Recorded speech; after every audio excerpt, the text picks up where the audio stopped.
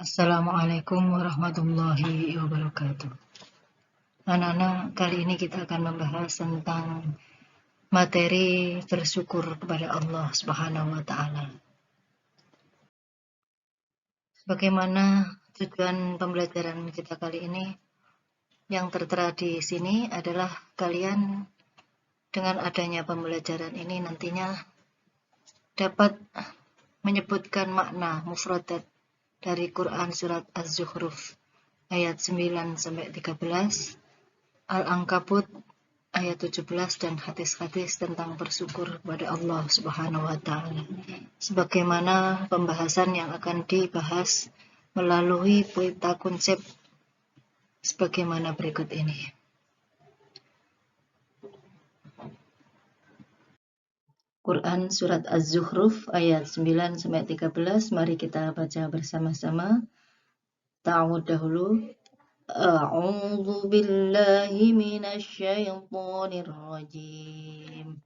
Bismillahirrahmanirrahim.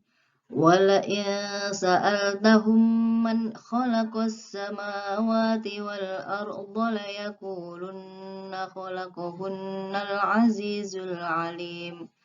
الذي جعل لكم الأرض مهدا وجعل لكم فيها سبلا لعلكم تهتدون والذي نزل من السماء ماء بقدر فأنشرنا به بلدة ميتا كذلك تخرجون والذي خلق الأزواج كلها وجعل لكم من الفلك والأنعام ما تركبون لتستووا على ظهوره ثم تذكروا نعمة ربكم إذا استويتم عليه وتقولوا سبحان الذي سخر لنا هذا وما كنا له مقرنين Shadaqallahul azim. Oke, mari kita bahas satu persatu mufradatnya mulai dari ayat yang pertama. Wa dan la sungguh, in jika, wala in dan sungguh jika, sa'al tahum kamu bertanya kepada mereka. Man, siapa yang khalaqa telah menciptakan as-samawati, langit-langit, wal ardo, bulan bumi. La, ini artinya adalah sungguh, nun ditasid benar-benar. Yaqulu, mereka berkata. Sungguh benar-benar mereka berkata. Khalaqahunna, yang menciptakan mereka, yaitu samawat, langit-langit, dan ard, adalah Al-Azizu, zat yang maha perkasa, Al-Alimu, dan yang maha mengetahui. Siapapun mereka itu, kalau kita tanya, siapa pencipta langit dan bumi, pasti mereka akan menjawab, yang menciptakan langit dan bumi tidak lain hanyalah Tuhan yang maha perkasa dan maha mengetahui segala macam hal. Berbicara tentang man khalaqas samawati wal arda layakulunna khalaqahunnal azizul alim, ini maksudnya adalah mereka akan mengakui bahwa yang menciptakan semua ini adalah Allah semata. Tidak sekutu baginya, tetapi sekalipun begitu mereka menyembah selainnya di samping dia. Jadi walaupun mengakui tapi dia tidak mau menyembah. Pengakuannya itu hanya di mulut saja. Bahkan mereka berbuat sesuatu yang tidak dikehendaki oleh Allah. Dia membuat berhala-berhala dan tandingan-tandingan yang mana semuanya itu adalah yang mengada-adakan adalah mereka sendiri. Mereka tahu bahwa mereka itu mengatakan bahwa yang menciptakan bumi dan langit itu adalah Tuhan yang maha kuasa, yang maha mengetahui, tapi tidak mau menyembah dia. Bahkan membuat tandingan yang tidak semestinya. Ayat yang kedua, alladzi ja'ala lakumul arda mahda. Maksudnya adalah bumi, ya. Alladzi yaitu zat yang ja'ala menjadikan lakum bagi kalian. Siapa maksudnya di sini? Siapa Tuhan yang maha perkasa lagi maha mengetahui itu? Yaitu zat yang menciptakan atau menjadikan bagi kalian bumi mahdan itu sebagai tempat menetap. Bumi itu dihamparkan oleh Allah dengan kuat, dengan mantap sehingga siapapun dapat berjalan di atasnya, berdiri dan tidur di atasnya, melakukan aktivitas pekerjaan, segala macam aktivitas juga mantap, tidak ada satu kegoyangan sama sekali karena Allah menciptakan bumi itu adalah memang sebagai tempat tinggal. Padahal bumi itu diciptakan oleh Allah dari arus air, akan tetapi Allah mengokohkan bumi tersebut dengan menancapkan gunung-gunung, karena dahulu kala saat Allah menciptakan bumi itu bumi goncang. Akhirnya Allah menciptakan gunung-gunung itu ditancapkan gunanya untuk menjadi paku bumi, agar bumi itu tidak goncang lagi. Walhasil ternyata benar, bumi menjadi tenang dan tidak sedikit pun bergoyang, kecuali memang Allah menghendaki karena suatu murka Allah kepada manusia atau halayak makhluknya. Kemudian berikutnya adalah wa ja'ala lakum fiha subula. Wa ja'ala, dan Allah lah yang menciptakan lakum bagi kalian fiha, di dalamnya, subulan, jalan-jalan. Untuk apa? La'allakum tahtadun, agar kalian itu mendapatkan petunjuk darinya. Berbicara tentang wa ja'ala lakum fiha subula, maksudnya di sini adalah jalan-jalan itu digunakan untuk melintasi di antara gunung-gunung dan lembah-lembah tersebut. Lakum bagi agar kalian tahtadun, kalian itu mendapat petunjuk. Supaya mendapat petunjuk di sini dalam perjalanan tentunya, dari suatu negeri ke negeri lain, wilayah satu ke wilayah lain, kawasan satu dan lain sebagainya. Itu mendapatkan petunjuk dari adanya jalan tersebut.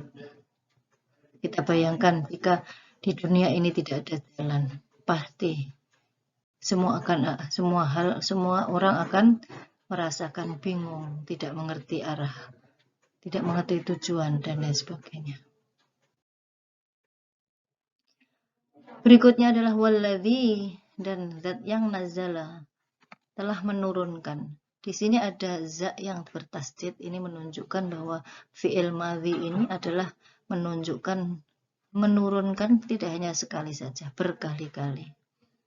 Allah menurunkan minas sama'i, dari langit-langitnya, ma'an, air, biqadarin, dengan menurut ukuran. Maksudnya di sini adalah ukuran yang bagaimana? Ukuran yang diperlukan oleh tanaman-tanaman, pohon-pohonan, maksudnya pepohonan dan air yang digunakan untuk minum makhluknya. Itu sudah ditentukan atau diukur oleh Allah Subhanahu wa Ta'ala seberapa yang harus diturunkan di muka bumi ini. Fa'angsyarna, maka kami, nah di sini ya, ini adalah menghidupkan bihi, dengan menggunakan air tersebut, baldatan, suatu negeri, maitan, yang telah mati. Maksudnya di sini adalah bumi yang sudah mati ini dengan disirami air oleh Allah menjadi tumbuh, menjadi kehidupan yang dibutuhkan oleh halayak umum, sebagaimana Allah itu menghidupkan sesuatu yang mati, termasuk jasadnya manusia saat dia itu dibangkitkan dari hari kiamat kelak. Itu maka dari itu Allah mengatakan kadzalika, demikian itu, rojun, kami mengeluarkan. Maksudnya adalah mengeluarkan dari alam kubur. Walladzina, dan zat yang khalaqa telah menciptakan al-azwaja berpasangan. Kullaha, semuanya berpasangan. Apapun manusia, ada jenis laki-laki dan perempuan. Langit ada, bumi ada, malam ada, siang, semua ada. Semuanya adalah berpasangan. Waja'ala, dan menjadikan lakum bagi kalian maaf ya, di sini bukan man tapi min, dari al-fulki, bahtera. Jadi Allah menjadikan bahtera, perahu untuk berlayar di lautan. Wal an'ami, dan menciptakan atau menjadikan binatang ternak, apa yang tarkabuna, kalian jadikan kendaraan atau sebagai tunggangan.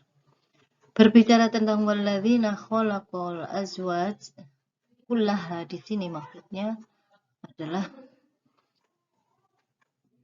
semua hal yang ada di muka bumi itu berpasangan. Entah itu pepohonan, entah itu hewan, entah itu alam semesta, semuanya adalah berpasangan.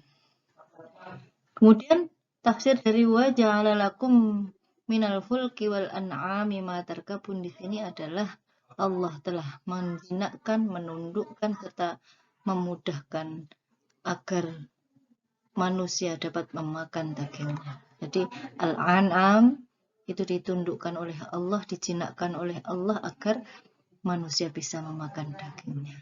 Mengambil air susunya bisa digunakan untuk bepergian. Kalau hewan itu adalah hewan yang bisa ditunggang. Subhanallah, Maha Suci Allah dengan segala ciptaannya. Berikutnya adalah berbicara tentang litas tahu, supaya. Lam di sini adalah menunjukkan arti supaya kamu sama atau bisa duduk ala di atas zuhurihi, punggungnya al-an'am tadi. Tsumma, kemudian tadhkuru, kalian itu bisa mengingat ni'mata rabbikum, nikmat Tuhan kalian. Idza, apabila istawaitum, kalian bisa sama atau bisa duduk alaihi, di atasnya, watakulu, dan kalian mengucapkan subhana, maha suci dia Allah, alladzi, zat, sakhara, yang menundukkan lana bagi kami, hadza, ini semua, wama, dan tidaklah kunna, kami adalah, lahu, baginya, mukrinun, menguasai. Jadi kenapa Allah menciptakan sedemikian banyak hikmah-hikmah yang diambil dari ciptaannya itu? Karena litas tahu ala zuhurihi, termasuk binatang ternak itu adalah agar manusia bisa duduk dengan nyaman, tidak mengalami keguncangan saat punggung hewan itu ditunggangi oleh manusia.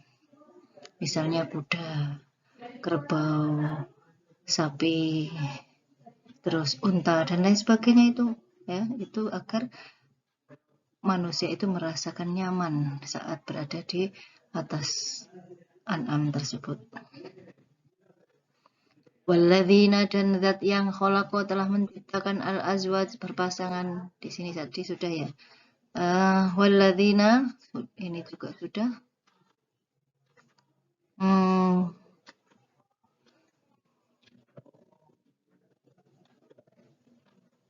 Idza, ini ya.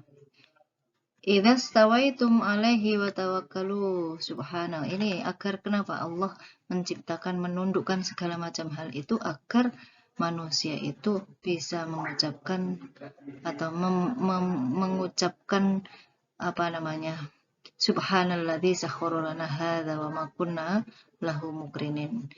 Karena maha besar Allah atas segala sesuatu yang diberikan kepada manusia itu. Manusia sehingga bisa mengucapkan, memuji Allah, mensucikan Allah atas segala sesuatu yang telah ditundukkan untuk manusia itu. Yakni tidak dapat lagi manusia itu sombong di muka bumi, karena semua hal itu adalah merupakan bentuk kasih sayang Allah kepada manusia. Tinggal mensyukuri, tinggal menikmati apa kekurangan Allah, sehingga masih ada manusia itu tidak mengindahkan perintah-perintah dan larangannya. Maka dari itu sebagai tugas besar bagi kita semua umat Islam untuk menunjukkan kepada halayak umum bahwasanya kita semuanya itu harus menjadi makhluk yang senantiasa berjuang membela agama. Kalau bahasa Jawa itu nguri-nguri agama Islam, biar agama Islam itu tetap jaya, tetap hidup, tetap bisa menjadi rahmatan lil alamin untuk siapa saja. Berikutnya Al-Ankabut ayat 17, mari kita baca bersama-sama. A'udzu billahi minasy syaithanir rajim. Bismillahirrahmanirrahim. Innama ta'buduna min dunillahi awthanan wa takhluquna ifka.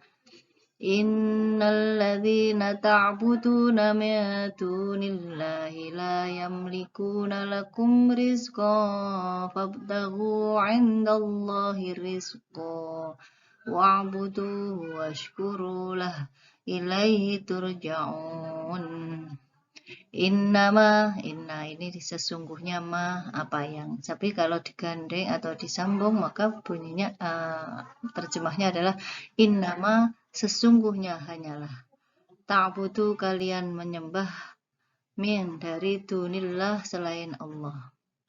Jadi sesungguhnya yang kamu sembah selain Allah itu adalah authanan, berhala-berhala. Jadi kalau ada umat manusia menyembah selain Allah berarti menyembah berhala, apapun bentuknya itu. Walaupun tidak berwujud berhala, tapi kalau yang disembah itu adalah selain Allah, berarti termasuk menyembah berhala. Wa takhlukuna, dan kalian itu termasuk berbuat ifkan, kebohongan. Jadi kalau ada umat manusia menyembah selain Allah berarti termasuk bohong. Karena melakukan kebohongan di sini maksudnya adalah karena seharusnya Allah lah yang disembah, tapi mereka malah justru menduakan Tuhan. Berarti termasuk orang yang bohong, melakukan kebohongan. Inna sesungguhnya alladzina orang-orang yang ta'buduna mereka menyembah min dunillahi dari selain Allah, la tidak yamlikuna mereka mampu lakum bagi kalian rizkon memberi rizki. Ketahuilah bahwa sesungguhnya orang-orang yang menyembah dari selain Allah itu adalah mereka itu tidak bisa memberikan. Jadi yang menjadi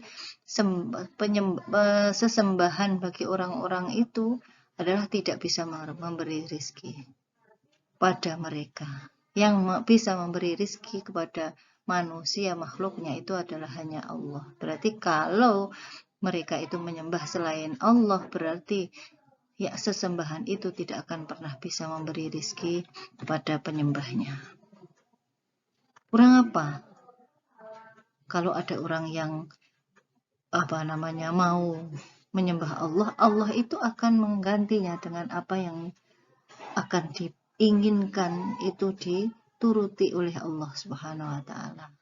Belum lagi kelak di yaumul kiamah, orang yang mau beribadah kepada Allah itu kelak akan mendapatkan ganti yang luar biasa, pahala yang berlipat ganda. Maka dari itu fabtaghu, maka kalian mintalah atau kalian carilah inda di sisi Allah ar-rizqi. Maka dari itu carilah rizki dari Allah. Kalau kalian itu tahu bahwa selain Allah itu tidak bisa memberi rizki, maka carilah Allah. Carilah Allah, dimintalah rezeki itu kepada Allah dengan cara menyembah Allah. Wa'buduhu, dan kalian harus menyembah atau sembahlah Dia. Washkuru, dan kalian bersyukurlah lahu kepadanya. Kenapa seperti itu? Ilaihi, kepadanya turja'un, kalian akan kembali atau dikembalikan. Turja'un itu dhammah, itu berarti menunjukkan arti pasif, dikembalikan. Oke. Quran ayat ini, surat Al-Ankabut 17 ini menjelaskan bahwa hanya Allah lah yang perlu disembah, karena Allah itu kalau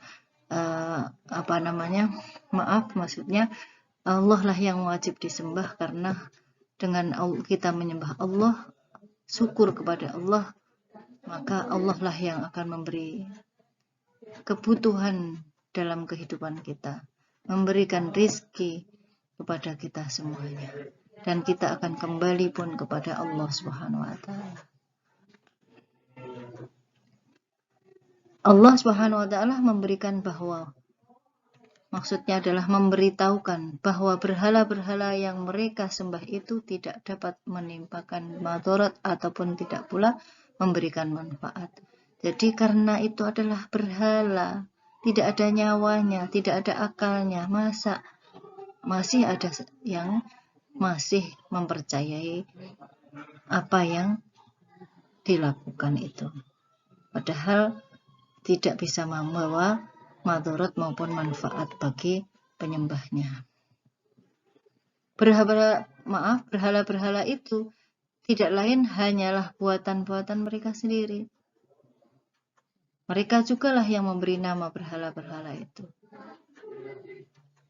Maka dari itu sama halnya dengan orang tersebut, yaitu menurut riwayat Al-Aufi dan Ibnu Abbas itu sama, bahwasanya mereka berhala-berhala itu adalah yang membuat manusia itu sendiri.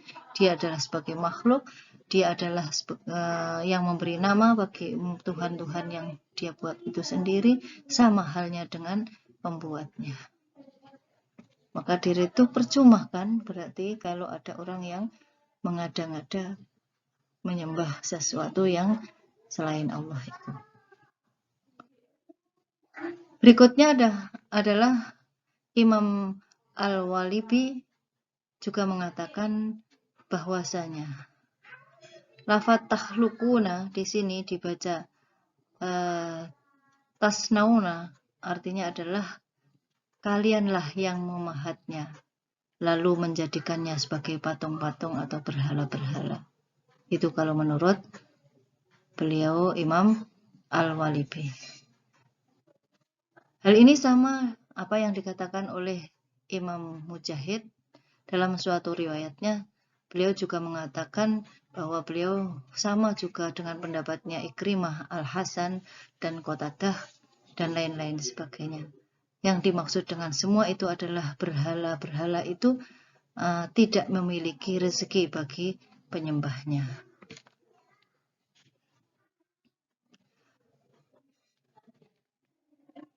Berikutnya adalah fabtahu indallahi rizqo. Maksudnya di sini adalah mintalah rezeki itu di sisi Allah, yaitu dengan cara mengungkapkan hal ini adalah merupakan ungkapan hasr yang paling kuat. Wa'budu wa'buduhu washkuru lahu. Maksudnya di sini adalah bersyukurlah atas segala nikmat yang telah diberikan Allah kepada kalian semuanya. Berikutnya adalah hadis tentang bersyukur. Ini adalah bahwasanya orang yang tidak mau bersyukur kepada Allah, berarti orang tersebut adalah juga tidak mau bersyukur kepada manusia. Itu juga dengan hadis berikutnya adalah wahadasani ila akhir ini adalah ungduru ilaman asfala minkum. Rasulullah mengajak kita semua, ungduru, kalian lihatlah, ilaman pada seseorang, asfala yang lebih rendah minkum dari kalian. Wala tangduru, dan janganlah kalian itu melihat ila kepada man orang yang huwa dia fauqakum di atas kalian, bahwa maka dia ajdaru an la tartaddu ni'matallahi.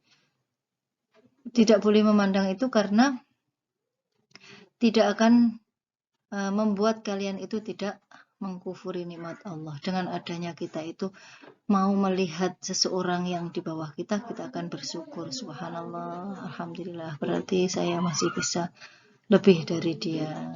Kalau kita itu melihat di atasnya, maka adalah kita tidak akan bisa menikmati apa yang telah diberikan Allah kepada kita semua. Jadi mulai dari hadis-hadis ini dan ayat-ayat di atas tadi, kita dibimbing oleh Allah dan Rasul-Nya untuk selalu bersyukur kepada Allah Subhanahu wa Ta'ala. Berikutnya adalah hadis-hadis yang menjelaskan bahwa apabila manusia itu selalu berterima kasih kepada sesama, berarti hakikatnya orang tersebut bersyukur kepada Allah Subhanahu wa Ta'ala. Mari kita tradisikan selalu bersyukur atas nikmat Allah. Sekecil apapun nikmat Allah itu besar bagi kita semuanya. Maka dari itu, ayo mumpung kita itu masih diberi kesempatan hidup oleh Allah Subhanahu wa Ta'ala, membiasakan diri untuk selalu bersyukur, berterima kasih kepada apa yang telah diberikan kepada kita semua. Semoga manfaat, barokah, masalah fitini wa dunya wal akhirah. Ila liqa afwan. Assalamualaikum warahmatullahi wabarakatuh.